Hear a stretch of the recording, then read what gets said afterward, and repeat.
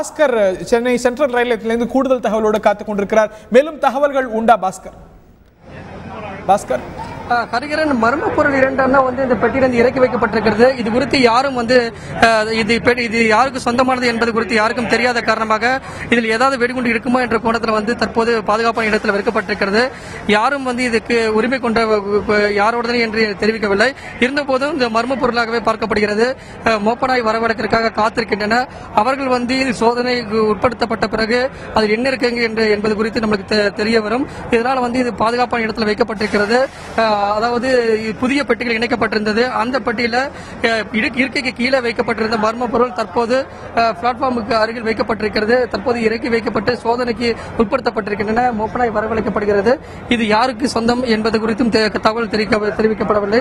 அது மட்டுமில்லாமல் மர்ம பொருளாகவே பார்க்கப்படுகிறது. இது யாருடையது என்பது குறித்த தகவல் வெளியாகாத நிலையில மீண்டும் ஒரு அசம்பாவித சம்பவம் இந்த சென்ட்ரல் ரயில் நிலையத்தில் நிகழக்கூடாது என்ற கோணத்தில் வந்து காவல்துறை இந்த மர்மமான பொருளை வந்து சோதனைக்கு உட்படுத்துவதற்காக காத்திருக்கின்றன. இன்னும் மோப்பனாய்கள் வரவழைக்கக்கூடிய நிலையில் இருக்கின்றனர். ரயில்வே அவர்கள் வந்து சோதனைக்கு உட்படுத்தப்பட்ட பிறகுதான் இந்த பெட்டி வந்து பிரிக்கப்பட்டு அதில் என்ன தகவல் இருக்கப்படும். இது மர்மமான முறையில் சென்னையிலிருந்து வேற எங்கேயாவது அனுப்பப்பட்டதா அல்லது சென்னைக்கு அனுப்பப்பட்டதா என்ற கோணத்தில் வந்து விசாரணை நடத்தி வருகின்றனர். இந்த மர்மமான பொருட்களுள் என்ன இருக்கிறது என்பது குறித்து எந்த தகவலும் தெரியவில்லை. இதன் காரணமாக மோப்பனாய்கள், வெடிகுண்டு நிபுணர்கள் இந்த இடத்துக்கு வந்து வரவழைக்கப்பட்டிருக்கின்றனர், காத்துக் கொண்டிருக்கின்றனர். அந்த பொருட்கள் என்ன இருக்கிறது என்ற பயத்தோடு வந்து அனைவரும் இந்த பகுதியில் காத்துக் கொண்டிருக்கிறார்.